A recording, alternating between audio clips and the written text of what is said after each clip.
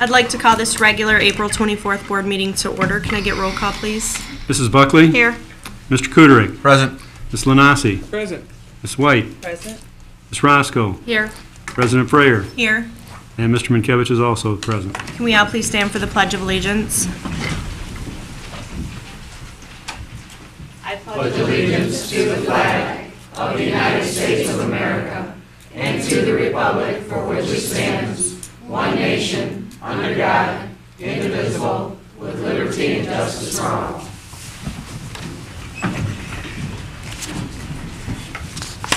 There are no changes to the agenda. I'll make the motion to approve the agenda. Support. Motion by Mrs. Lanasi, supported by Mrs. White. Are there any questions? All in favor? Aye. Opposed? Motion carried. Next item on the agenda is the approval of the minutes from the previous meeting. Make a motion, we accept the minutes from the meeting of April 3rd. Oh, we have two of them. Are we doing the special meeting along with the regular meeting? Yes. Yeah, we can do it. I'll make a motion, we accept the meeting minutes from April 3rd and from the special meeting on April 20th. Support that. Motion by Mrs. Roscoe, supported by Mr. Mankiewicz. Are there any questions? All in favor? Aye. Opposed? Motion carried. Next item on the agenda would be the report of the superintendent. Joel. Thank you, Mr. Frayer. Mr. Park, personnel recommendations. You notice there is an addendum tonight as well. Thank you, Mr. Carr, members of the board. Our first personnel action is a 4-year information employment of Mr. Brandon Varga as bus aide within our transportation department. Second personnel action also is a 4-year information, the resignation of Ms. Jessica Langley, cafeteria meal packer at Romulus Senior High School. And as Mr. Carr has mentioned, our final personnel action is a addendum. Motion is needed by the board to accept the retirement of Ms. Bonnie Basitas, a longtime secretary at Romulus Senior High School, who we're going to dearly miss. Absolutely. Can I get a motion? I would like to make a motion that we accept the retirement as presented. I'll support it, but I'm not happily doing it. Motion by Mrs. White, supported by Mrs. Lanasi. Are there any questions? All in favor? Aye. Opposed? Motion carried. Thank you. Sherry, bills for payment. Thank you, Mr. Carr. I am recommending the board approve the bills from the period April 5th through April 20th in the amount of $508,979.59. Madam Chair, I make a motion that we approve the bills for payment as submitted. Support. Motion by Mrs. Buckley, supported by Mrs. Roscoe. Are there any questions? All in favor? Aye. Opposed? Motion carried. Thank you, Mr. Dolan. Thank you, Joe. Members of the board, tonight we have an exciting curriculum presentation by Mr. Fernandez and his group. Mark? Yep. Well, I'd like to thank everyone from the board for allowing us to be here to do a presentation of the Fine Arts Department tonight. And before we do that, I'd like to thank our high school students who are so kind to come and perform for us tonight. I'd like to introduce their names. Amanda Rorick, Melissa Dufour, Kyle Sherwood, Rachel Arthur, Shania Dye, and Tanisha Hubbard. I think they deserve a big round of applause for entertaining today. I'm going to try to keep my comments very short. I do have a video presentation for you this evening that we hope will be entertaining and informative as well. I would like to very quickly introduce the members of the fine arts staff who are able to join us tonight. Our art teachers, our elementary art teacher, Miss Carrie Dygert, who's been with us for the last 7 years. Carrie, if you would stand, please. Our brand new first-year middle and high school teacher, Miss Shanda Thies, who's also a Romulus High School graduate. One of our general elementary music teachers, Linda Myach, who's celebrating her 23rd year with us. She's teaching general music at Hale Creek, Rom L, and Wick Elementary this year. She's also a Romulus High School graduate. Teaching both general elementary band and general music, Kevin Cooks, who's spending his 17th year with us this year at Barth and Merriman. Unable to join us tonight would be our elementary band teacher, Christine Shefferly, who's home with her new baby. And we have also Deborah Wilson was not able to join us tonight, who's our dance and drama teacher. We have Miss Marva Hatcher here, who's our 4th year teacher with us, who teaches general music at Corey, is the performing arts teacher at the middle school and also the high school choir director and a Romulus High School graduate. Myself, Mark Fernandez, I'm the middle school band director, happy to be spending my 27th year here in Romulus. And then the grande dame of the department here, the veteran, the man, Mr. Henry James, the high school band director, who's celebrating his 28th year with us here.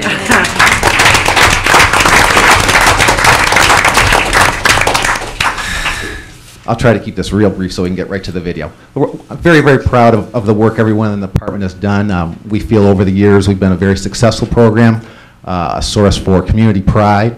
We continue to win many awards and accolades. The art department has had some Michigan Week winners supported by or sponsored by Senator Hopgood. Our drama and choir students have auditioned for and become members of the Mosaic Youth Theater group, which is a very prestigious group. A couple of them have also won the Miss Michigan Teen Awards using dance as their talent. Our band members win awards all over the place, both as soloists, as you heard some of them today, ensemble and full groups. Our group this year, all of our groups competed in band festival and solo and ensemble festival, and all the groups received either ones or twos, which is like getting an A or a B. You'll hear us talk about that on the video, and those are rated on a 1 to 5 system, and nobody scored less than a 2. That means everybody won medals this year. We also had a middle school student, Miss Sheila Reeves, who was an all-state band winner. She auditioned for against 95 other clarinet players in the state of Michigan, and was one of 95 clarinet players selected for this first year all-state band, and she performed in a all-state group at the Midwest Music Educators Conference in Grand Rapids this year. So a very prestigious award for Sheila. Great job for her. So we continue to do some great things in our department. Before we get started, we do have just a couple of quick concerns, which we want to make sure that we get out there, but we want to keep things positive tonight. Our art department, we're a little concerned that we're down to 1 art teacher, so we do have art only 1 semester or half a year in the elementary schools.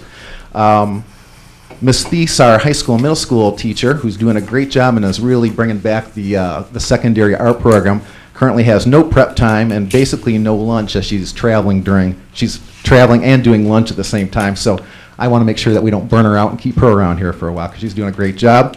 And then my friend, my old friend, Mr. Henry James here, who's just done a fabulous job over the years.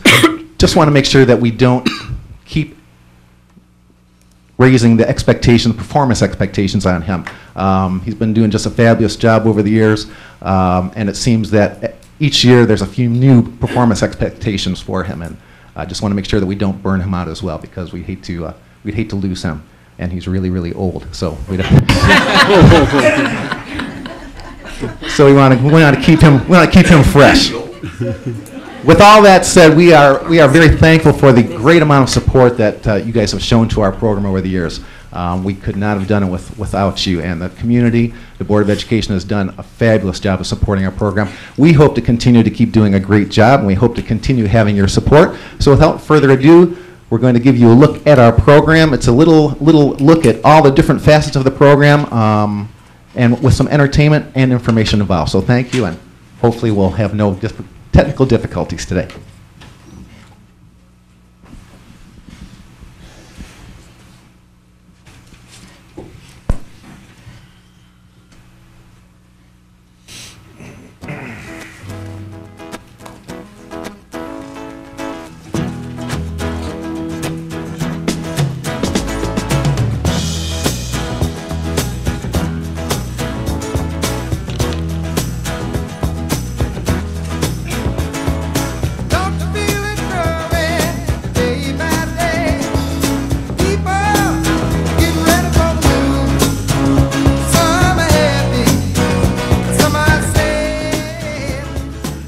Every student in the nation should have an education in the arts.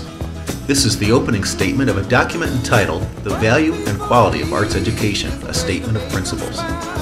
It was written by members of our nation's 10 most important educational organizations, including the American Association of School Administrators, the National Education Association, the National Parent-Teacher Association, and the National School Boards Association. This statement goes straight to the heart of the members of our fine arts teaching staff. We know all too well that to some, our subject matters are seen as a frill or not very important, or just a way to give prep time to classroom teachers.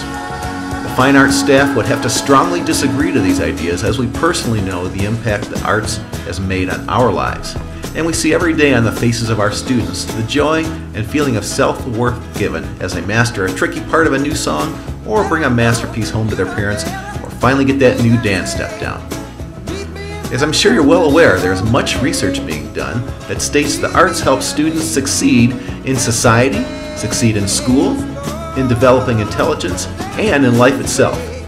With that being said, the purpose of this video is not to bore you with the facts and figures of this research. It's instead to give you an opportunity to see a small portion of the wonderful work being done by our students at work in their fine arts classes. Our hope is after viewing our students' work, you'll agree how important it is on their daily lives. We've been very fortunate in Romulus to have a well-rounded, well-supported K-12 fine arts program for a number of years. We currently offer classes in dance, drama, art, vocal, and instrumental music. A number of our drama students have successfully auditioned for the prestigious Mosaic Youth Theater Group recently, and we've had numerous seniors go on to major in dance, art, and music over the years. In fact, we like to proudly point out there are many more Romulus graduates who have gone on to professional careers in the arts than in sports. We're happy to have 3 of these professionals, Linda Myach, Marva Hatcher, and Shanda Thies, on our fine arts staff. We hope you enjoy our presentation of the Romulus Fine Arts Program.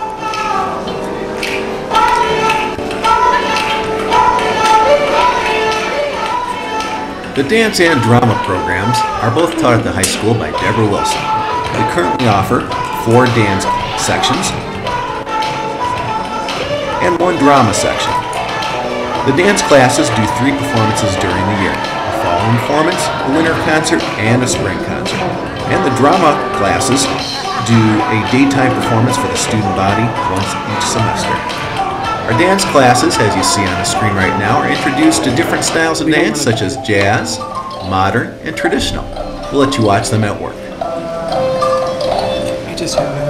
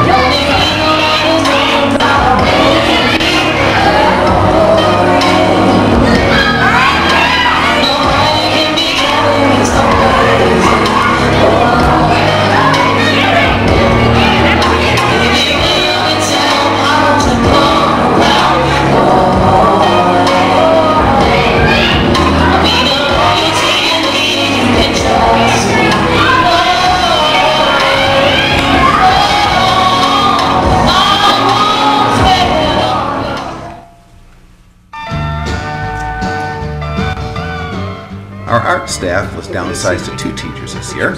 Our elementary art students are taught by Miss Carrie Diger, who teaches at 3 of the elementary's first semester and switches to the other 3 second semester. The elementary art students average an hour a week of art for just the 1 semester. Our middle and high school art classes are taught by our very busy first-year teacher, Shanda Thies, who currently teaches 3 classes at the high school and 3 classes at the middle school every day with no prep time. I'm pleased to say Shanda has inspired a new interest in taking art at the middle and high school levels. All levels of art students are exposed to a wide variety of artistic disciplines. As you can see in this video, everything from drawing to painting to work with clay and crafts, as well as many other mediums, are covered. Our art teachers have student work on display year-round in their schools and rotate art shows throughout the community at places like the school board office, public library, a local dentist office, and Wendy's. We've recently had students win awards in the Michigan Week Art Contest sponsored by Senator Hopgood, and we're so proud of the beautiful work done by our young artists. Please enjoy our talented artists and their work.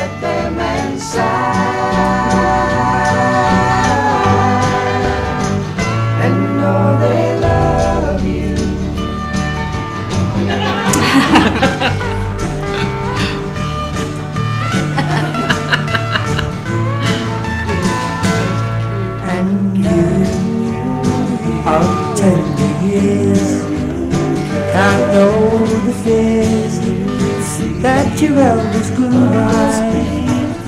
So please help them with your youth. They see the truth before they can die. Teach your parents well. Their children's hell will slowly go by, and feed them on your dreams. The one they picked, the one you know by. Don't you ever ask them why. If they told you, you would cry. So just look at them and sigh,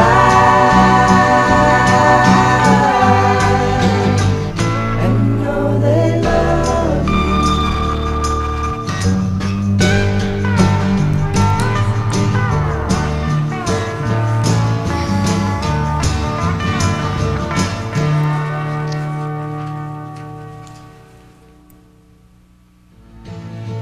Teach your children well. Their father's hell did slowly go by, and feed them on your dreams. The one they picked, the one you know by. Don't you ever ask them why. If they told you, you would cry. So just look at them and sigh,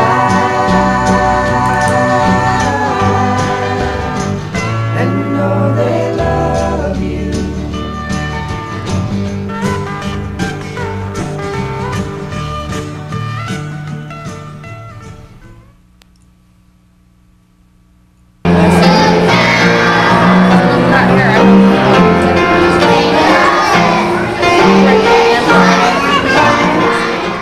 Elementary general music classes were taught this year by Kevin Cook, Marva Hatcher, and Linda Mayach. Elementary students are averaging 1 hour a week for general music. In their classes, they're learning about singing, about movement, music theory, they're performing musicals, and also learning to play the recorder in 4th grade.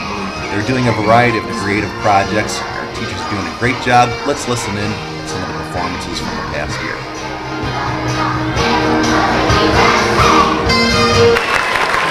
Those dear little elves are worth toddler toys. They just won't bring the joy to good girls and boys. But they're not going to finish. They need a rest too. There's still much. Those poor little girls just want to spread cheer to people all over the world this year.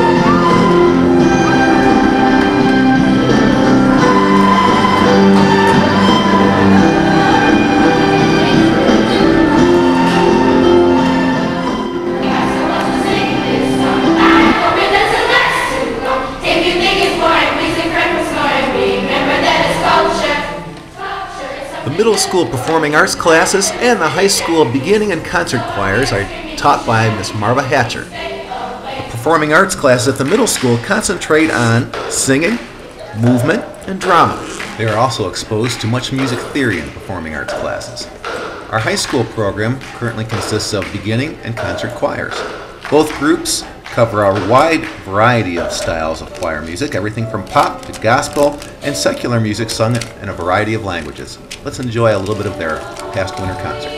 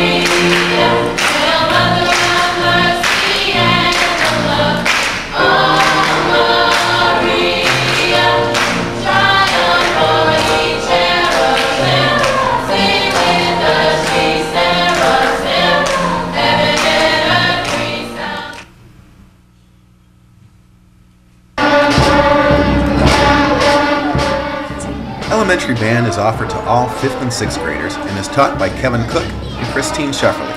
We would also like to thank Mamie Kessner for doing a beautiful job subbing for Christine for the past 4 months while Christine was on maternity leave. Band classes are held twice a week for 30 minutes each class. There are currently well over 100 students enrolled in elementary band, and interest and demand for elementary band is as high as ever. Our staff is doing a great job preparing our students for middle school band, as evidenced by our recent results of the middle school band test. The scores this year were the highest they've been in years.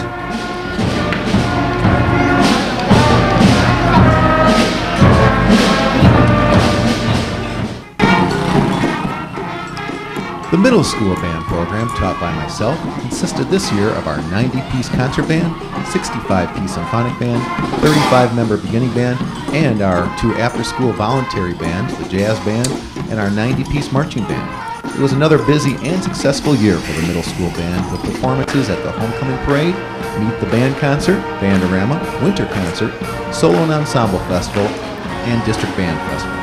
We would close the year with our spring Pops concert and a trip to Cedar Point. We received many accolades again this year. We're very proud of our clarinetist, Sheila Reeves, who was named a member of the first ever 90-piece middle school all-state honors band. She was competing against 95 other clarinet players from around the state. 16 groups comprised of 40 of our middle school band members performed at the MSBOA Solo and Ensemble Festival this year.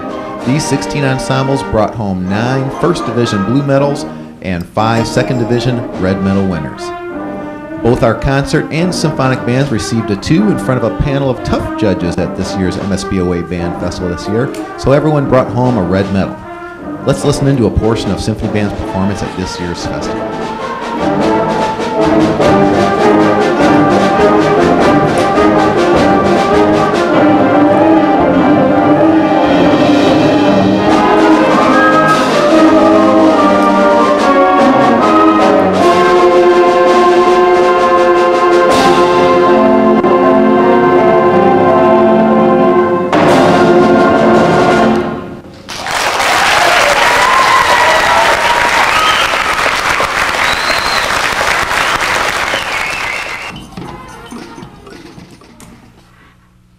The high school band program, taught by Henry James, is the hardest working program in town. The 75-member marching band started the year with a week-long band camp the last week of summer vacation. Then they performed at the Festival of Lights Parade, Homecoming Parade, all home football games, Bandorama, and took honors for the top band at the Downriver Thanksgiving Day Parade. The 90-member concert band, 75-member symphony band, and 25-member jazz band performed at Bandorama, their winter concert, MSBOA Band Festival, and will close their year with their spring concert and a trip to Cedar Point.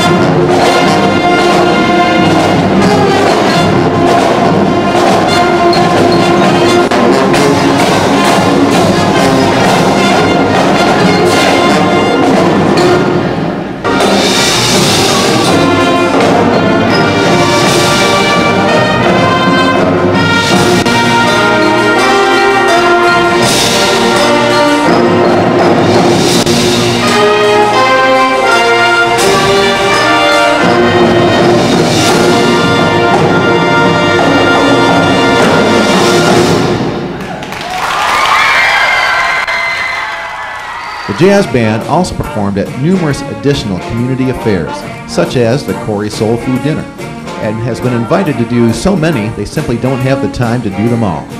The high school pep band performs at all home basketball games and is truly appreciated by the basketball team as well as our home and visiting fans alike. The high school bands had a very successful year at the MSBOA Solo and Ensemble and band competitions this year. At District Solo and Ensemble Festival, 12 groups comprised of about 30 of our high school band members brought home 9 First Division Blue medal winners and 3 Second Division Red medal winners. 7 of those groups then went on to perform at the state level, where they brought home 5 1s and 2 2s. Congratulations. At the MSBOA Band Festival this year, the concert band received a very high 2 rating, just missing earning a 1 by 1 grade. The Symphony Band received straight ones and will be competing at the State Festival next month. Congratulations are certainly in order for Mr. James and all his hardworking band members. Job well done.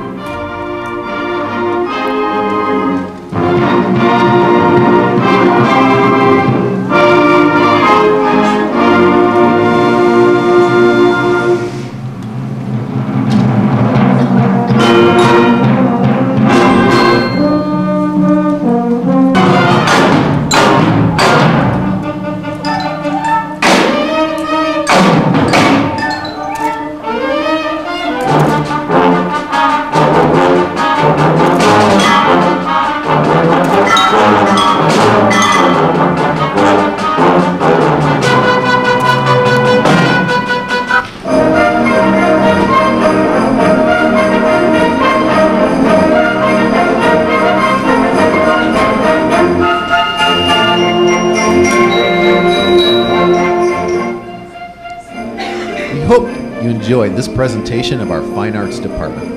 It has always been a major source of community pride, and we hope to continue providing a creative outlet for our numerous students who share our staff's love and appreciation of the arts. Remember, every student should have an education in the arts.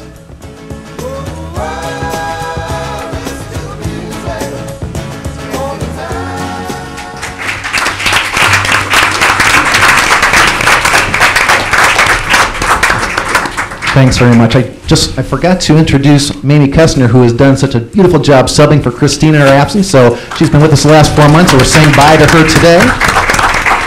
She'll be continue subbing with us in the district, though. She did a fabulous job. Mamie, thanks so much. And thank you again for your support. And you could see the love of what they were doing on the kids' faces, and I know what it means to them. I know what it means to us as fine arts people, and we hope we can continue providing a great service for everybody. Thank you very much for having us tonight. Thank you, Mark. Are there any questions from the board? I have a comment, Madam President, if I may. Please. Mr. James, I think, had at least 3 of my children in his high school band. So, as I was doing some figuring, I know how young I am. It's obvious Mr. James is not as old as Mr. Fernandez is trying to make out. So I did some calculations. If Mr. Fernandez has been here 27 years, that's just about the time Mr. James was graduating from high school when he started. Very good.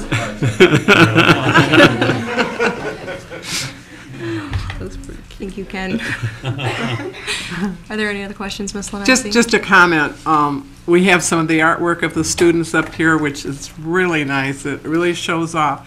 And I'm so happy that there are a lot of our businesses that are showing the artwork of our students. And I sure do enjoy the music that we have, graduation, concerts.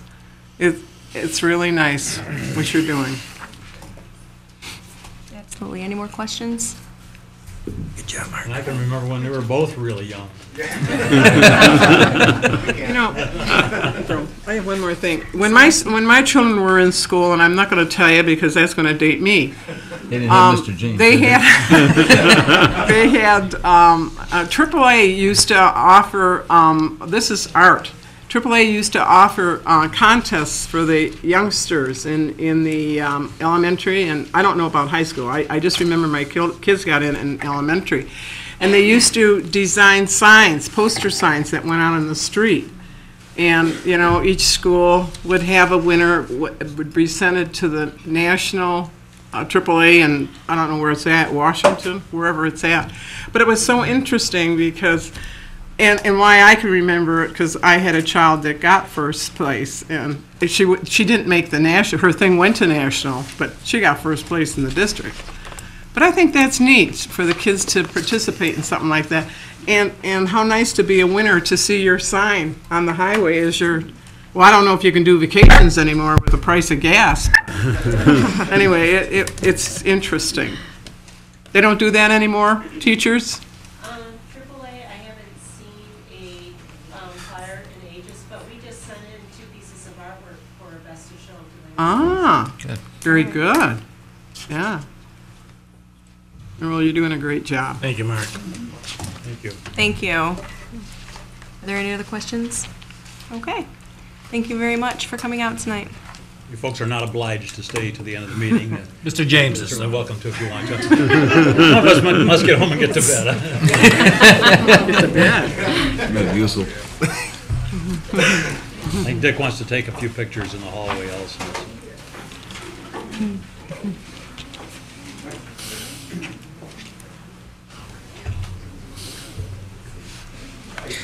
Okay. Sherry, come right ahead with the next item, please. Sure. I've invited Mike Blair and David Zulke from Energy Education Incorporated to provide a 15-minute or so presentation to the board in regards to what their program can offer our school district in regards to energy conservation, and they'll also take questions when they're finished. So if you guys want to come on up. I got drafted to do the honors in recognition of your busy agenda. We do appreciate this opportunity. I am. If you could just, excuse me for a minute, if you could just grab the microphone so that our audience at home could hear Good. you. Thank you. Thank you. I'll try to not give you my total back, but. I don't know that it is on. I don't doesn't really, sound like it. I don't hear it. Oh, is No, it? he's, Cap on the top. he said it's on. Could you? No, he said it's on. Okay, said it's there on. you go. Yeah. Okay? Thank you. Much better. Is that coming through okay? Mm-hmm. Again, we appreciate this opportunity. As I was mentioning, Dr. David Zulke works with me. I'm Michael Bitar. I'm president of the Mid-Atlantic Division and Michigan for Energy Education Incorporated. And let me just do this. Well, for those of you, I know a couple board members who are on the Finance Committee may already have a business card, so you at least have that. But about 3 weeks ago, we had the opportunity to make a more comprehensive presentation to your Finance Committee. We're going to make an overview, general presentation, and obviously provide you opportunity to ask questions as well. Let me first of all begin telling you who Energy Education Incorporated is, what in fact we do, how long we've been doing it, and it will give you a feel for us. Energy Education is an energy management specialty company working with public school districts throughout the country. If I may pass those out. This map shows you where we're located throughout the country, and you'll see that we're in virtually almost every state. We're in 46 states. We work with, as of last week, we had a total of 746 school districts. In Michigan, there's a very strong presence of Energy Education Incorporated that began about 9 years ago. We have approximately 40 school districts in Michigan now. In your immediate area, Ypsilanti Schools has been a client for almost 6 years now. Southgate Schools has been a client for about 2.5 years. Further south, Tecumseh, Michigan's a client. A little further north, Walled Lake's a client. Novi just signed on, but there are a number of clients, and we did provide a complete list to the superintendent and your chief finance officer.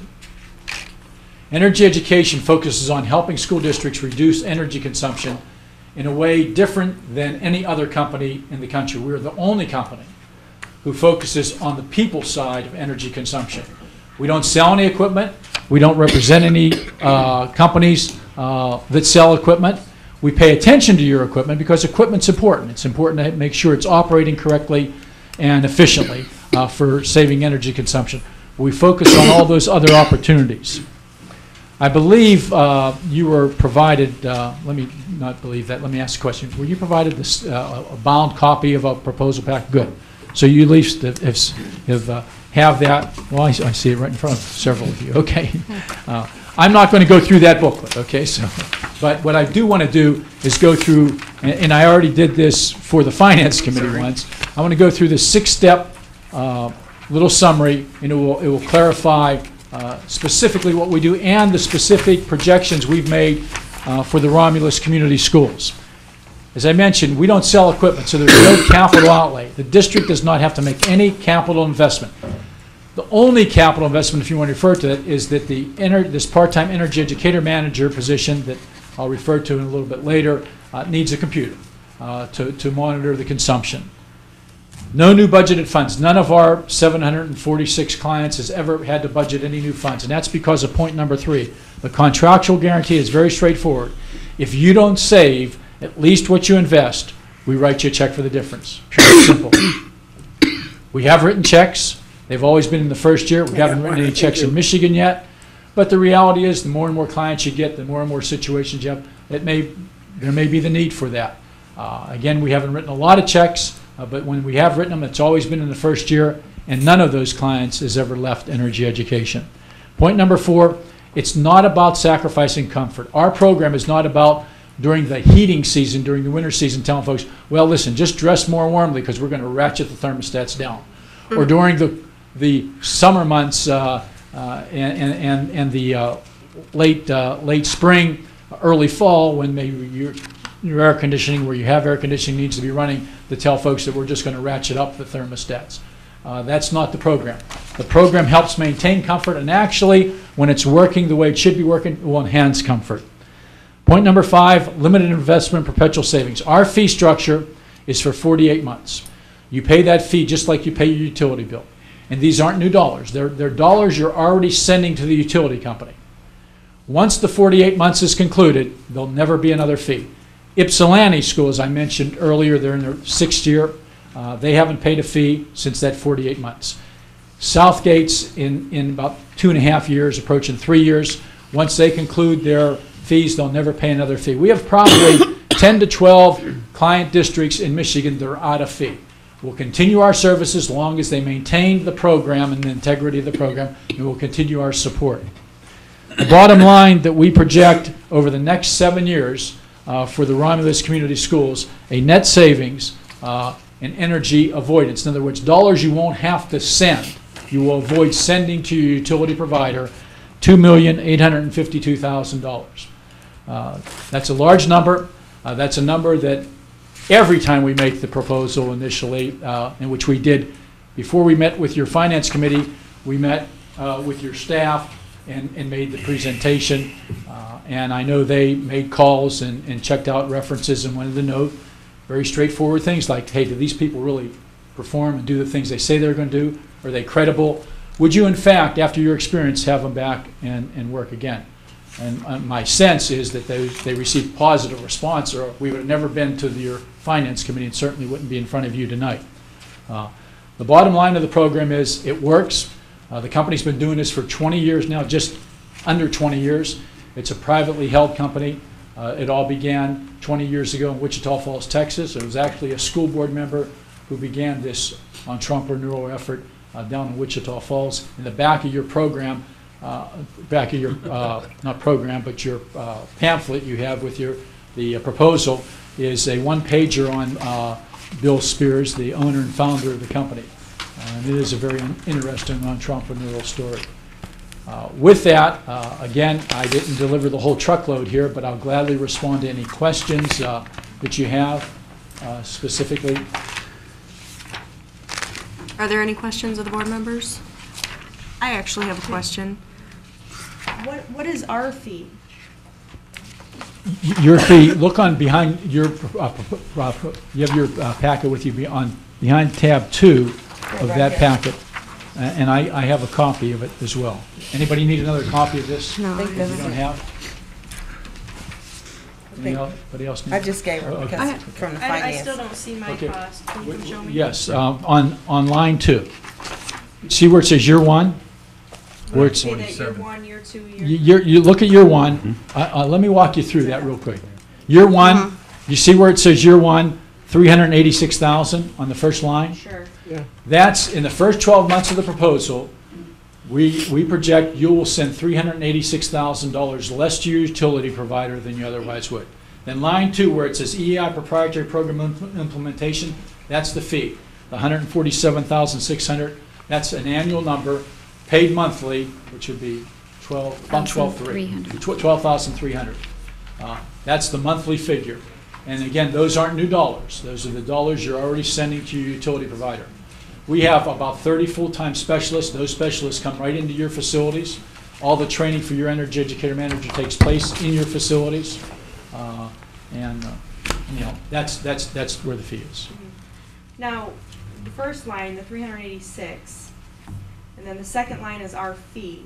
is that out of that 386? So really? Yes, let me. Really, we're not, that's not our savings. That's a gross savings. Let me walk you right down then. If you'd go down to the bottom line, where it says district's total investment, because you have $25,000 for the energy manager, $3,000, the only training that takes place outside the district. We have 3 seminars a year. We like as many of the energy educator managers attend those as possible. And then the tracking software.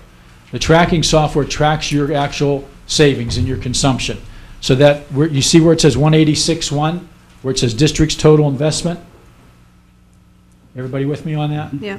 That $186,100, that's your total investment. That's what we guarantee. I think you gentlemen might have a copy of that. Okay, thank you. Madam Chair, I got a couple questions. Are you done with the questions you had? Sure. I know that a program like this is only as good as the people that are actually trying to police this or to implement this. So how hard has it been for the other districts to get on board with this and to implement a project of this magnitude? You're absolutely correct. You're right on target. The energy educator manager position is a very critical part of the role and responsibility. How hard has it been? It's varied from district to district, but the reality, it's not been challenging. It's communication. The skill set we're looking for of the energy educator manager is people skills, relationships. It's important for that individual to be in front of staff and communicating with staff and talking to staff about it, working closely with custodians and food service staff as well as teachers. So that is an absolute essential. That's the lifeblood of the program, just what you touched on. That's correct. But it does vary from district to district. And so, and we monitor that very closely and have a high level of accountability with the energy educator manager, with reports, weekly reports, paying attention to the detail. Is this the only proposal that you have? Is this the only proposal? Sure. I guess I don't understand your question. This is the only way to do that, what you're asking us to do? Yes. Okay. Madam Chairman? Ken? After the 4th year, you will continue to work with this program without charging the fee. That's correct. Now, do we have to call you to come in, or would your representative periodically check in? How does that part of it work? That's okay. Oh, go ahead. I guess because we're in the meeting, so you want to explain to everybody. In the first 4 years of the program, we actually have set visits, continual visits. Once the 4th year is concluded, and assuming that you have the same energy educator manager in that position, that hopefully things will be in place, we then visit on an on-call basis. So we're called and contacted and communicated with. So that's the way. But during that time, after the 4 years, the energy educator manager in that 5th year, 6th year, whenever, decides they no longer want to do this. They're going to totally retire if you didn't hire a retiree. Many of these part-time positions, you hire a recent retiree to fill it from the district. But if that happens, we'll come in and do what we did on day one. We'll help lead the interviewing process. We'll help you select the energy educator manager, and we'll train him or her, and there'll never be a fee. And again, the important piece here is the significant track record we have, not only throughout the country, but here in Michigan. Yes, ma'am. This is energy educator manager.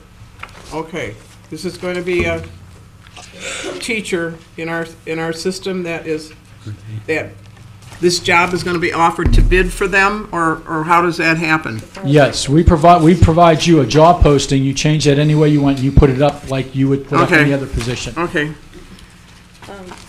I just want to bring out what he did mention in our meeting. He said a teacher, but it could be preferably an educated person. Yeah. So not necessarily does it have to be a teacher, but That's someone in the that system. has some degree. Okay. That's in the system, or a recent retiree, someone who knows the school system and people know them. Okay, because that was my next question. What is this person going to do? Is this the only job this person was going to do? So you kind of answered that then. It won't be the only job. This is a part-time position, and we trained that person. That's right. I understand that. Mrs. Buckley? Madam Chair, on the software information, I know we pay upfront quite a bit, and each year it's a fee. So once we buy that software, we still have to pay so much each year for Yes. upgrades, or? That's correct. We don't own the software, we didn't develop the software, we don't get any residuals from it. And so once you purchase the software, then the $1,000 a year is for licensing fees and any upgrades. That's correct. Okay. So if there's no upgrades, we still have to pay this? Yes, it's a licensing fee, and it guarantees to cover the upgrades. Okay, this is to the Finance Committee. How long is the presentation that they provided to you guys? It's about 25 minutes.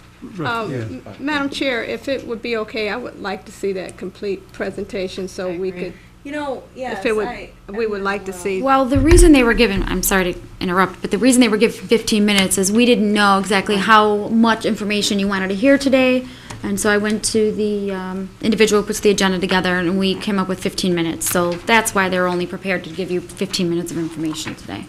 I So we can- understand, but I would like to see the whole Sure, because presentation so I make sure I understand. And I know that something like this works. We did something similar in our workplace, but I know that it's only as good as the implementation and the carrying out of it over the years. So I need to I just need to understand in my mind. So I would like to see the full presentation.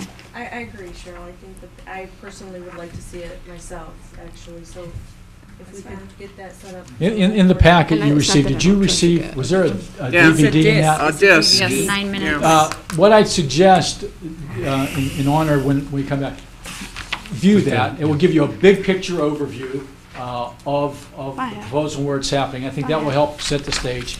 And while you didn't get the whole truckload tonight, you got all the essential elements of the program. But I'll gladly return it, whatever you want to do, and go through it and walk you through step by step as we did. But what I basically shared with you tonight is what I'll be sharing again in a little more detail and providing you the opportunity to go into more detailed questions or whatever. So whatever your wishes is, we'll accommodate.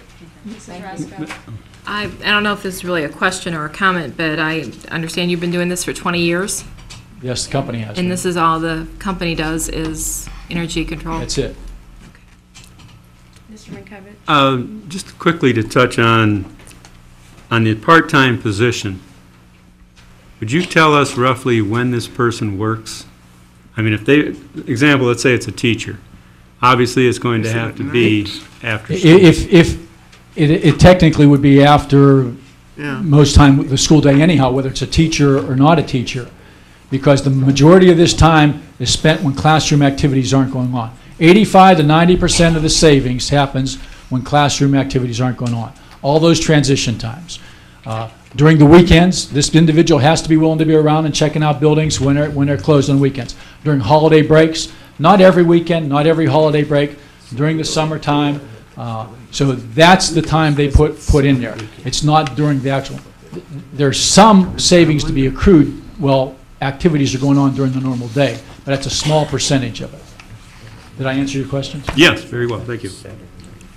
You know, the presentation you're asking about largely is included in the DVD, because the presentation I've seen it twice included the 9 or 10 minute DVD that you have there.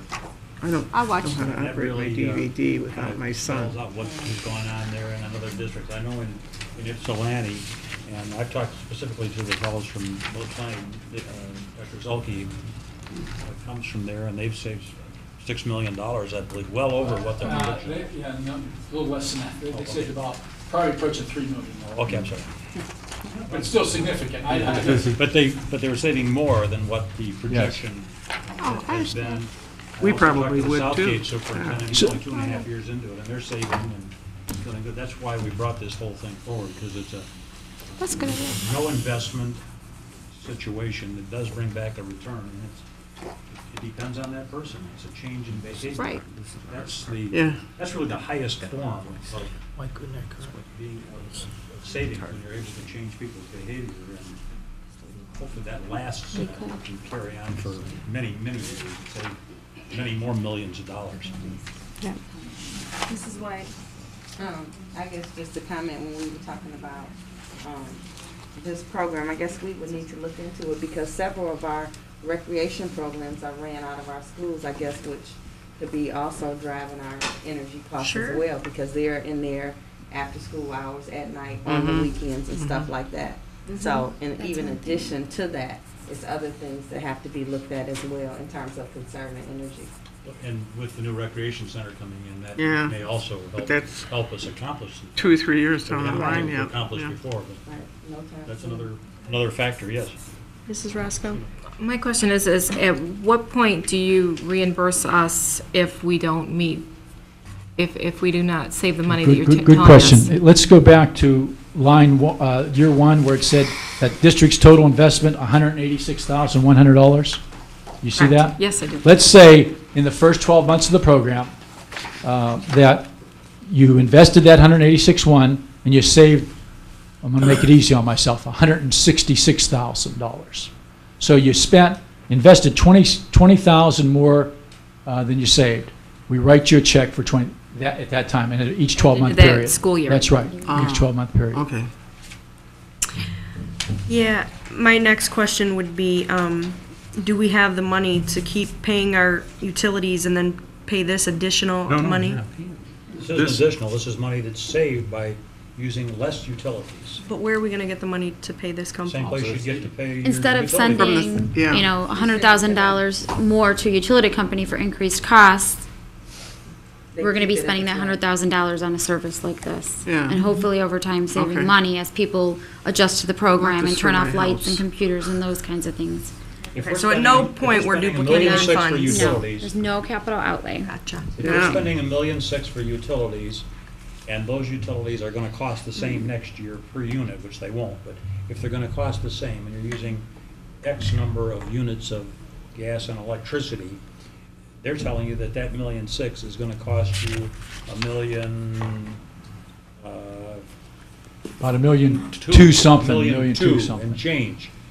If it doesn't get all the way down to that level, that's where this guarantee all comes in. But the thing you gotta keep in mind is that the two things are happening. We've been using a lot of utilities, and the cost has been going up. Now, this has nothing to do with the cost per unit of utilities. Right. It's only got to do with the number of units that we're using. For instance, if you use 1,000 gallons of gas last year, it cost you $2,000 for the gasoline. This year, it's gonna cost you $3,000, but it's the same amount of gasoline.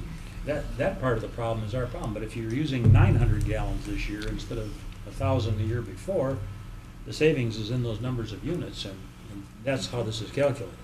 That's exact analogy, and I think that's an excellent analogy. What we'll help you do, not gasoline, but net in units, and you apply those units to it. What we can't control is what your rate is. And we typically help clients reduce their consumption 15 to 30%. We have, I don't think, there might be one or two, I don't know who they are in Michigan that are less than 15%. We have some over 30%. The average is approximately 25, 26%. We did your proposal on about 23%, not the low, not the high. We think we're conservative.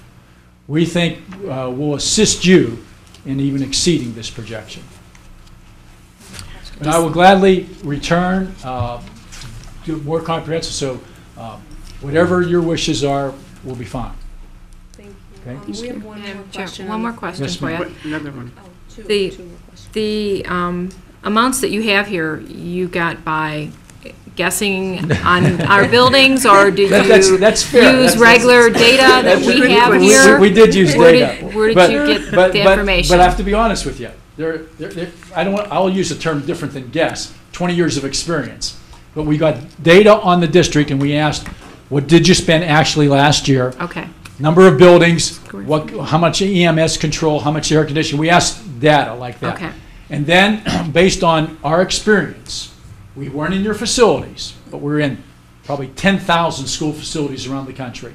We made a projection on 23%. Okay, thank you. You bet. Gotcha. Mrs. Lamassa. Okay, short question. Okay, this energy manager. Okay, how long does it take you to train this person? Initially, what will happen is that as soon as the person's selected, we'll have our first orientation session with that individual, typically with him or her, within 2 weeks after that selection happens. Okay. And then the training goes continually. We'll probably have someone in the district almost weekly. Some weeks we won't have someone in, and it will go on. It will be a continual training. And we assess that, how effective it is, based on what are the numbers. We don't expect great numbers reductions in the first month or two, but gradually we do. We hope typically by the 4th, the 5th month of the program, you're cash flow positive. That the total dollars you're investing, you're exceeding that in savings. And so the training becomes ongoing, but initial orientation takes the first 4 to 6 weeks. Okay, and that's only one person. You don't need more than one person. It's one person. Okay. Now, it's one person, but when we go into a building, whoever's your head maintenance person or head custodian in that building gets engaged as well. Yeah. Now, your head maintenance person in the district, or head HVAC, if you have such a position, would get engaged where appropriate. This does not mean that in the summertime, if we were to start July 1, they just come in and shut the air conditioning down. That's you correct. can't do that. You end up with mold and other huge issues if you do that. And those were kind of some of my suspicions early on, that you can't just shut things down. You've got to maintain the health of your building. We've got pretty healthy buildings on the whole, and this is an important part to them as well as it is to us. So it's not a program that puts you out of operation when you should be in operation. And that was actually, Joel, you touched down a little bit on one of my concerns is, although I'm sure you can't share all of your secrets with us, other than that we wouldn't need you, but, I mean, as far as a board, we want to make sure that we don't have someone running around 300 kindergarten students, shutting the lights off every time they use the bathroom, or just something completely ridiculous, you know? We assure you that doesn't happen, but I'll tell you what will happen with those 300 kindergarten kids. They will become energy advocates over time. As well. But you're right. Listen. Do you share any of your secrets? Sure. So that we know what we're getting into prior to making a step like this? Would you want me to share one right now? Yeah. Sure, if you have a small one you'd like to throw out there. This, I think you can connect with this and relate to it. Okay. Think of your food service operation. Okay. The food service folks come in, they know they need to get lunch ready or breakfast ready and so forth. And so maybe they need the steamers going that day, or maybe they need the grills working that day. One of the analyses we'll do, and this isn't being intrusive. In other words, we don't come in and say, you got to do this. This is working with people and help educate them. But we'll observe and have the energy educator manager observe when those grills come on, when the steamers come on. I guarantee you, nobody's trying to waste energy, but they know they need to have the food ready at a certain time. So we see, how long does it take those steamers to get the temperature? It may take 17 minutes, it may take 23 minutes, it may take 12 minutes. We'll analyze that and see how long does it take. How about those grills? And after we analyze that, say, you know what, we're probably running these a couple extra hours a day. Someone said, well, yeah, probably. You know what, if we can refine that a little bit, we might be able to save $1.32 a day on those steamers. I don't know what the number is, but we'll actually give a number. Someone said, well, what, $1.32 for, well, you know how many days in the school year? You know how many, I don't know how many food service locations you have with it, but that's what it's about. It's about creating that kind of analysis and looking at it and being unintrusive in doing it to make sure that the head cook becomes a partner in this, whoever's head of the cafeteria. It's looking at all those kinds of things. You have, I'll give you another a free one. You can go do this right away. Your vending machines. I don't know how many you have in the district. I assume you have some. Do you? Sure. Yes. Okay. A lot. Yes. Every one of those vending machines typically has a light that's running in it. Doesn't cool anything, doesn't sell anything. That costs you about $50 a year per light. We say, listen, keep the vending machines going, turn them off. We also then take it another step and say, put a little timer in it, which isn't very expensive at all, and it doesn't hurt product and anything for the cooling things, and reduce it. Looking at all your, so there are literally hundreds and hundreds of examples like that this company has learned over the years. You know where we learned it from? All the district's people that we go into. I mean, when we go in to meet with custodians, I guarantee you, when we come into Romulus Community Schools, you'll have some custodial staff, maintenance staff that will say, you know what, we haven't thought of that one. I mean, that's how we learn. Probably a third of what we bring in, you're already doing at least. That's what we find out. Another third, you may have done at some point in time, haven't stayed as focused as any. Again, it's about measuring. We were talking about curriculum earlier in the meeting. You know, what gets measured gets done. And that's about this software. It's about keeping the data in front of people. Every month, every principal in the district should see the data for all buildings, certainly their building, Every head custodian should see it. When I was a school superintendent doing this, I made sure our board received a copy of it in the monthly packet and to see it. So you keep data in front of people. I'm giving you some of the more of the presentation we would have done before. But I really wanted to honor your time tonight and didn't want to take too much time. But good questions. You're right on target with those questions and concerns, so we understand that. Okay, thank you. Yes, we would love to have Okay. you back. Okay, we'll get it on the schedule. I'll schedule it. Thank you, Mike. Thanks a lot. Thank you. Sure.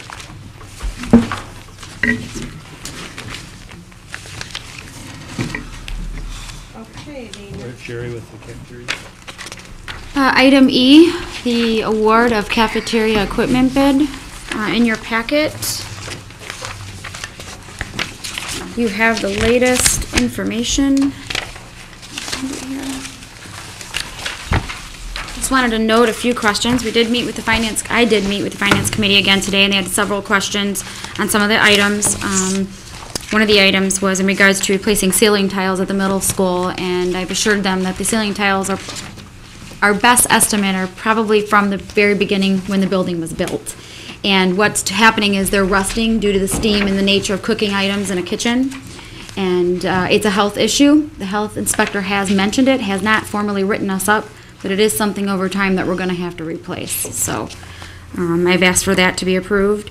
And then one of the other issues is, one of the other changes that I made is, in our last meeting, you approved a not-to-exceed amount of $42,000 for a purchase of a truck. The actual price of that vehicle that has been ordered, and we've submitted a purchase order, is actually $40,865. So we were able to stay within that and save a few thousand, almost a few $1,000s. So what I'm asking is for the board to tonight approve the remaining balance. It is $74,091. And going back to the issue on why we're doing this, is that we received a letter from the Michigan Department of Education that notified us that we had some funds in our fund balance for food services that we had to spend according to the legality of how much they allow you to have in your fund balance. And to meet this requirement, we need to spend the additional $74,091. Okay. Can I get a motion to approve the cafeteria equipment? I would like to make a motion that we approve the cafeteria equipment. Motion by Mrs. White, supported by Mrs. Lanasi. Are there any questions on the cafeteria equipment? All in favor? Aye. Opposed? Motion carried. Thank you. Next item is a out-of-state field trip for the Wick Elementary group. Can I get a motion to approve the field trip Madam to the President, zoo? I'll make a motion to approve a trip to Toledo, Ohio for May 22nd, 2006 for Wick Elementary. Moved by Mr. Minkiewicz, supported by Mrs. Buckley. Are there any questions? All in favor? Aye. Opposed? Motion carried. Next item on the agenda is communications and expressions from the public. I do have something here tonight from Janet Turner.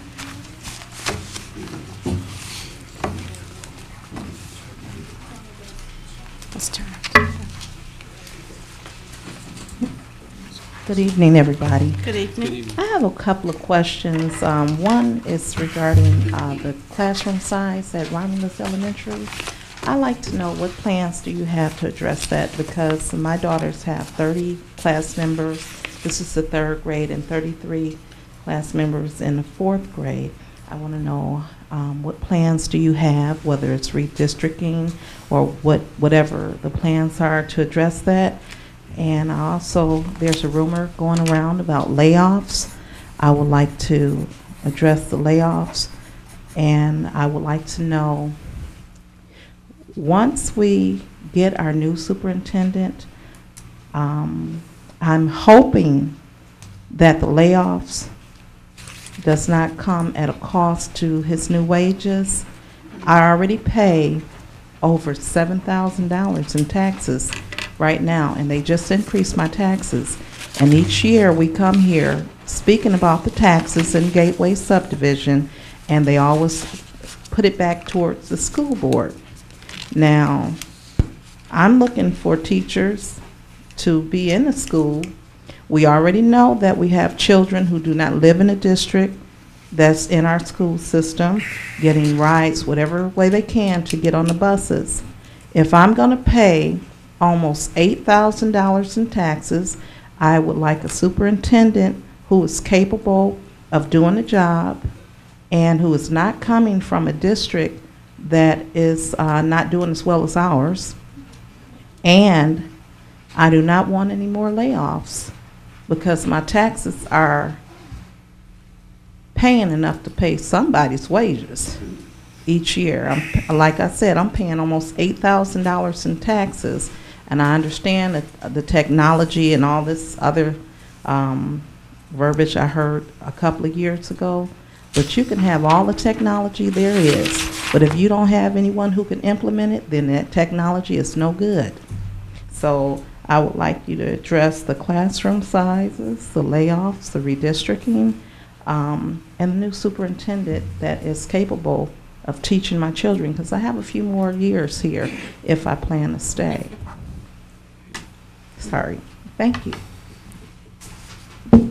Thank you. Oh, I'm sorry, one more thing. And if you choose to go with this energy savings, I would like to know how will that money, some of those savings, be shared with the community as well? Meaning that some of these taxes being lowered and everything else, any savings that you have and anything, since we are a nonprofit education, we have nonprofit, like the $74,000 that needed to be spent and everything else, whether it's in food system and I looked at the cafeteria menus, they're ridiculous. So we need to address that. So if we're going to have all these savings, we don't need to be laying off. We can put that money somewhere else. We need to look at, and I do have a special needs child, and I do know how much money is per child because I've sat on state, in fact, I sat on the Educational Treasury Department. So when you talk about budgets, I do know what you're talking about, and I do know how much information that's willing to be shared and that won't be shared, but I want some of these monies to come back to us, and we need to find out how everybody who's benefiting from my $7,000, $8,000, how somebody else can share in that too. Okay, thank you. Thank you. I'll try to address a few of these things, and we can have you meet with one of us individually on some of the others, because it's not all immediately available. Class size, as we begin the new year, will be looked at in every building, and we'll do the very best that we can to balance the class sizes and make them as desirable as possible. Keeping in mind, it's a moving target. As we prepare for next year, we're not sure how many kids are going to show up in each grade at each school. So when the kids actually start showing up in September, you may end up with 30 in a classroom, or you may end up with 35 or 40, and you may need to make some changes on your feet, which we've done every year. So we'll be addressing that as we go on. We're going to plan with our growth of our school district has been relatively slow. I think this past year we probably even lost a few students from the year before, but we are looking with past history to make the best judgment we possibly can on that. Relative to layoffs and cost, we're in a situation where we got a small amount of money from the state of Michigan this year, and we're getting $225 per student next year.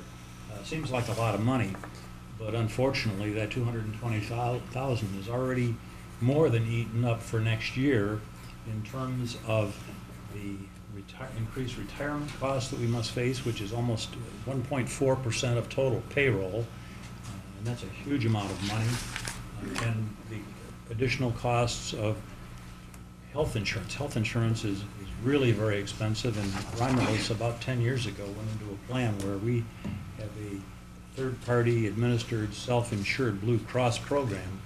Our program is at least $100 a month less than other school districts, and in many cases it's $200 or $300 less per month than other school districts providing a similar kind of package.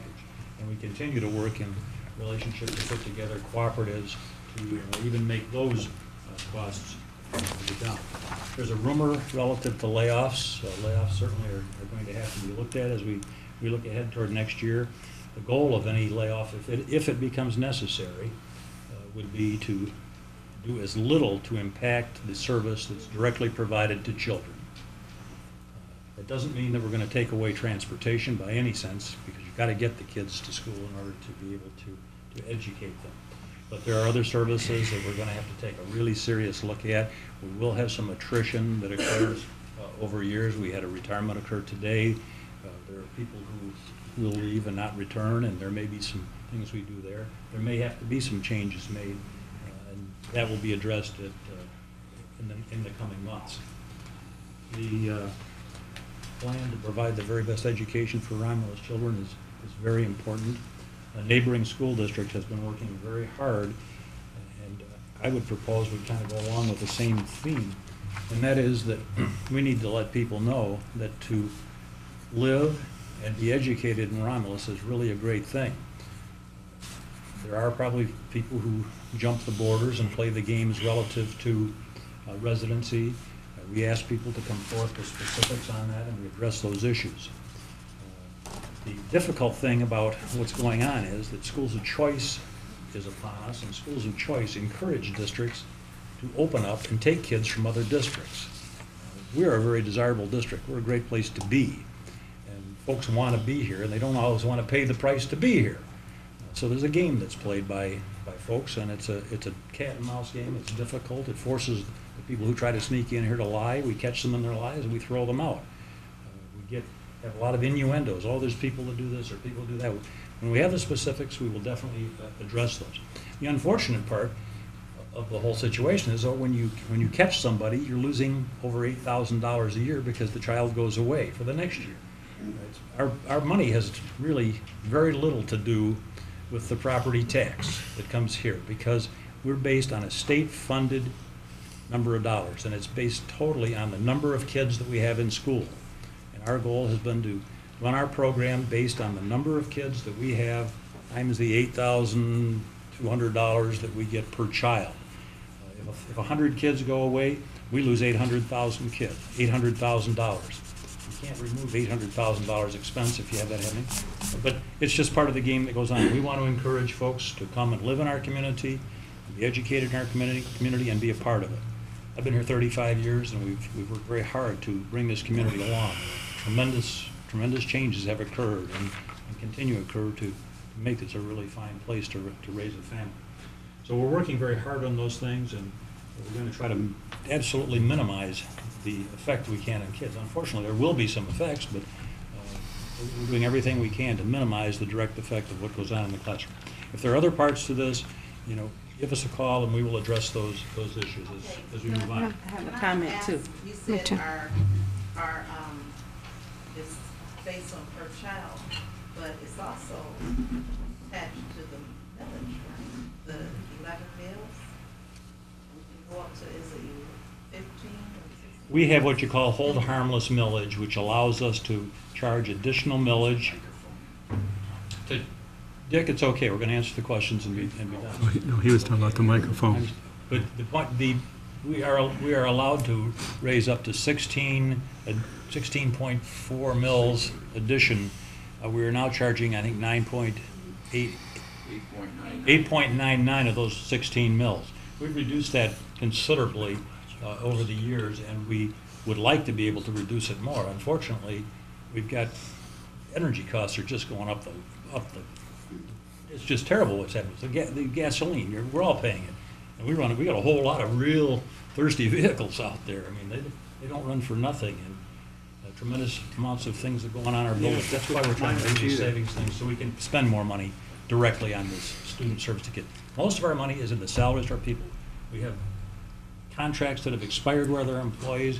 We've had great relationships and great cooperation with all of our employees. They've really been just wonderful in providing the service to our kids and to our community. And they've got a great deal of pride, and I'm very proud of it, that they do such a great job for us. But we've got to also think of the financial realities in every one of their lives, and to come to satisfactory conclusions to negotiations with them to allow them to provide for their families so that they can continue to exist in a dignified and in a really good way in our community. So we're working very hard to come to all these ends. And if you want to discuss more of this at a later time, we'll certainly do so. I think I've taken a lot of time on this issue. Ms. Naima White has a question, comment too. Ms. Harmon, I did hear something that you voiced a concern, which is a concern, and I think as we look down the road in the future that we do need to look at resetting some boundaries, because you do have elementary schools that are bursting at the seams and you have other schools where the enrollment is low. So there needs to be some type of equitable distribution or something to get this problem under control. There are things changes that were made a number of years ago. For instance, and this is a for instance, we're not saying we're going to do this, but just for instance, the mobile home parks, Metro and Royal Village, I believe, that go to Romulus Elementary now, at one time would go south to the Hill Creek School. That would be an area where you could take another look and maybe reverse something, because I think Hale Creek's population is considerably less than Romulus. That's a for instance. That's a kind of example of the kind of things we can look at to help these things balance out. It isn't that you're not necessarily going to just snap your fingers and make it happen and make it work well. Sometimes it makes things worse because you create other situations in the other building as well. But those things can be considered, and we can make moves like that relatively quickly. And another for instance was that when Avalon Meadows was being constructed. It's almost across the street from Corey School. Avalon Meadows, that area, that geographic area, forever has been part of the Wick School District. But prior to the first house being built, we took the Avalon Meadows and took that part of the population and said, okay, you students will go to the Corey Elementary School. It's virtually walking distance and a much more logical place for those children to go to school. There are a lot of things that can be done in those areas, and that's under kind of a constant review. And as things get to the point where schools are full, then we really have to take a hard look at them, because we have some other schools that aren't very full. That's true. Mrs. Buckley? I just had a comment. I forgot your name, Ms. Turner? Turner? Okay, Ms. Turner. Just so you understand, we have, as a board, we have the same concerns of class sizes and layoffs and all those things that you're talking about. So we'll do our very best for the district that we possibly can with the funds that we have. Just so you know that we have those concerns too, and we hear you, okay? All right. Thank you. Okay. Thank you. Items of interest, ready to go ahead? Yep. Items of interest from the superintendent are, I believe, self-explanatory. I'm really, again, proud of the publicity and information that's been going out. We've received the Magna Award recently and another Teacher of the Year Award. I mean, the accolades that are coming to our community from outside are just spectacular. A bunch of our board members were in Chicago to receive the the National Association of School Boards Magna Award. 15 schools in the entire country received these awards, and we were one of 5 in the 5,000 or less category nationwide to receive this award. And this is something, it just doesn't happen very often. The last time one happened in Michigan was in 2003, and it was for one of the intermediate districts. So the awards that we're receiving just are just spectacular, and I'm so very proud of our community and our staff for doing such a wonderful job to make all of this happen. That's all I have for concerns. I do need to have an executive session to discuss some negotiating and management issues. Okay. You have questions and concerns of the board? Do we have any questions or concerns of board members? Madam Chair. Yes, Mrs. Buckley. Could we ask Dick, Mr. Cruz, if you can make us a calendar like you do every year of all the events that are coming up, because it's so hard to keep up with everything that's going on. So if you can do that. Okay. Okay, thank you. I appreciate that. Thank you, Cheryl. That was a good point. Mrs. Lanassi? I have a question. I would like to know why we have our Boy Scouts in our audience tonight, since they were not on our agenda and they didn't. Could you please, one of you scouts, stand up and do one of you want to come up and grab the microphone and let us know? Is this a project you have? Yeah. Why don't you introduce them too, so we know who they are? All right. Hi. Yeah, we're Troop A72, and we're here for, what was it? Community service. It was community. What was it? Citizenship of the community. Okay. Okay. Yeah, but okay, I understand. You've been here so long. Yes, yes. I'm Alex Staten, along with David Plank, Cody, and Anthony. Yeah. Yeah, but we're here to work on that, taking notes on everything that's going on, and all the issues and everything. Okay, thank you very much. Yep. Thank you. Nice job, young man. Good job. Mm-hmm. Mrs. Roscoe. Actually, this question is for Sherry. Sure. And I would like you to update us on Chartwell's renewal on their contract for this year. Sure. And how we'll go That about is a discussion we had at the Finance Committee today. It was a brief discussion, just to give you what's going on and what our options are for 2006-2007. Chartwell is currently as a fixed price contract, and we pay them $1.13 for every meal that they serve. Now, the contract was signed in August of '04. It was a one-year contract with 4 years of renewal available. So we would be in 2006-2007, we'd be on our second renewal, our third year of the contract. They're proposing to increase the price to $1.20 per meal. That's 7 cents per meal. Now, I don't have the calculations on what that would actually cost the district, because I don't have all the number of meals that we serve at this today. But the Finance Committee, what we decided that we would do is possibly bring Chartwell's in to discuss this issue with them. And then if the need be, the only other option, if we don't go with Chartwell's again, would be to bid out the contract again with other vendors. Now, in the contract, I'll make it brief, there's a 60-day clause. The district can cancel within 60 days, and the vendor can cancel within 60 days. At this point, with the letter that was served to me with the $1.20 price, their expectations are obviously to renew the contract.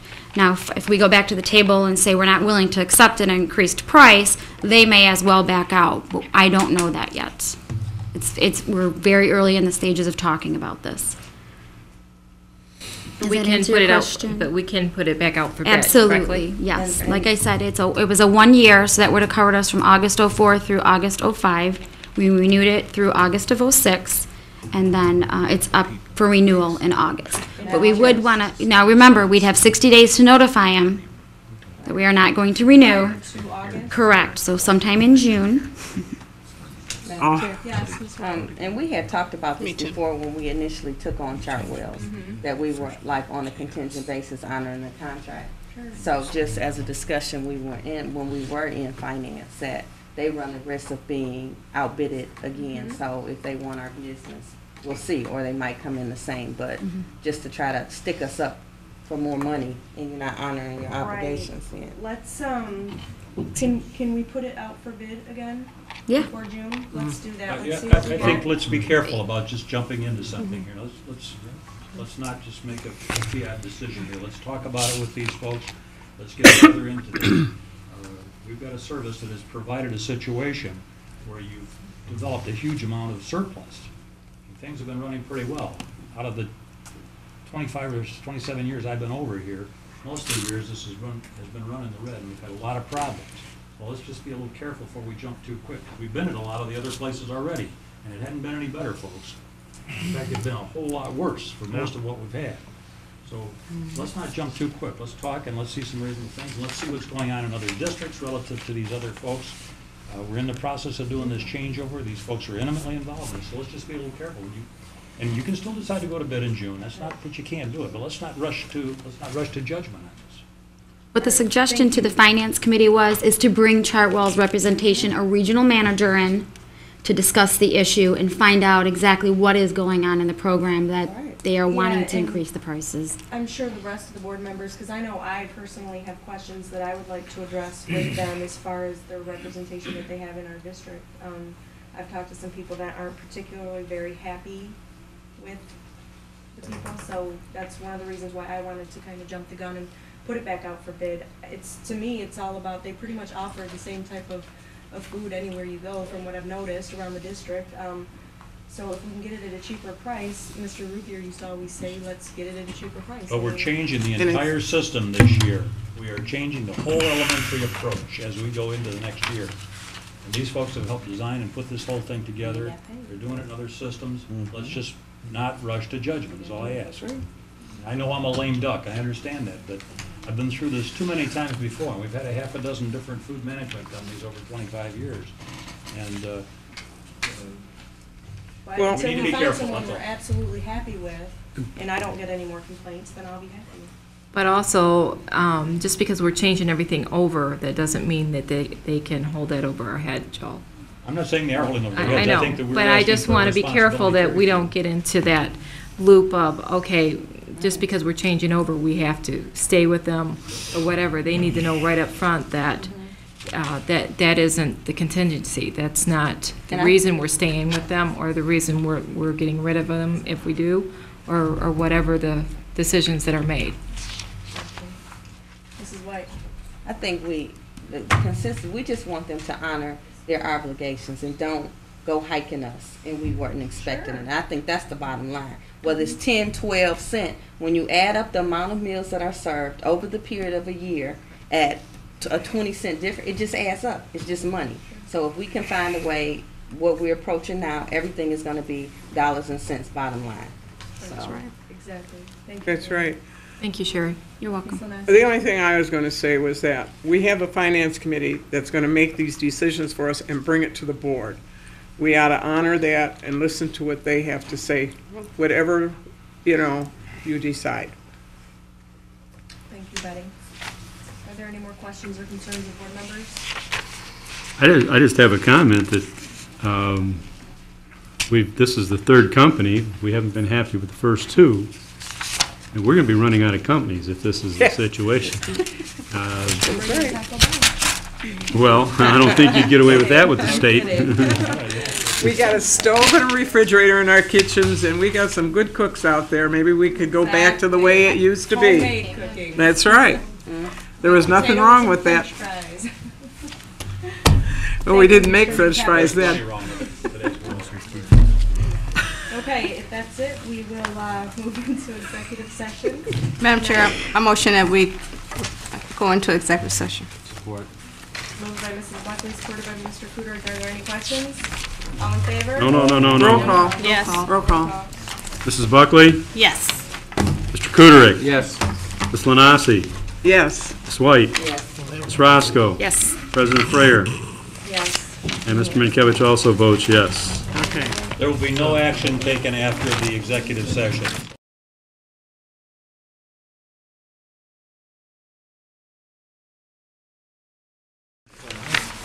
Madam Chair, I make a motion that we reconvene. Support. Motion by Mrs. Buckley, supported by Mr. Kuderik. Can I get roll call? Mrs. Buckley? Yes. Mr. Kuderik? Yes. Ms. Lanasi? Yes. Mrs. White? Yes. Ms. Roscoe? Yes. President Frayer? Yes. Mr. Minkevich votes yes. Can I get a motion I would like to make a motion that we Adjourning. Support. It's been a long night. All support. Motion by Mrs. White, supported by Mrs. Roscoe. Roll call. All in favor? All in favor? Aye. We adjourn.